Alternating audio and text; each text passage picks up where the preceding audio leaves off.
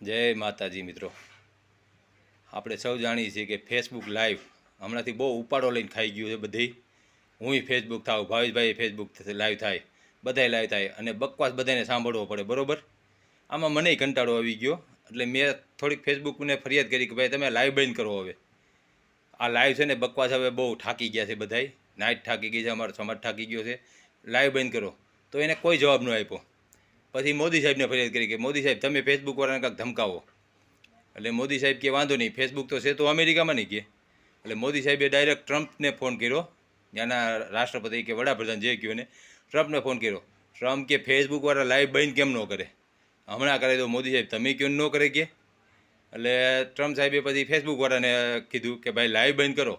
એટલે ફેસબુકવાળા કહે કે ટ્રમ્પ સાહેબ કે હાવ અમે બંધ ન કરી શકીએ કે લાઈવ કે કરશે ને ગમે તે લાઈવ વિડીયો કરશે એટલે અમે 1 મહિનો લગી રાખશું, 1 મહિના પછી અમે ડિલીટ કરી દઉં, બરાબર.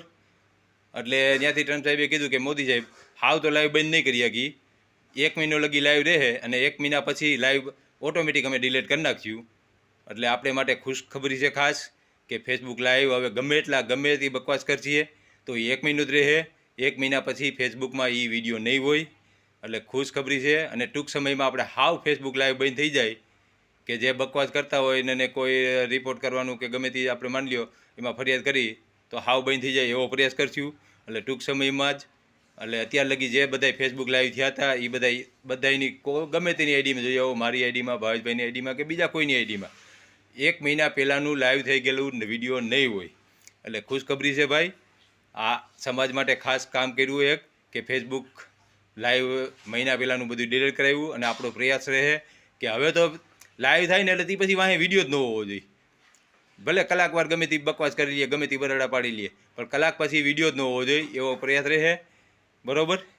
એટલે ગમે એટલા ફેસબુકમાં લાઈવ થાય પણ 1 મહિના પછી અત્યારે વિડીયો નહીં હોય, બરાબર.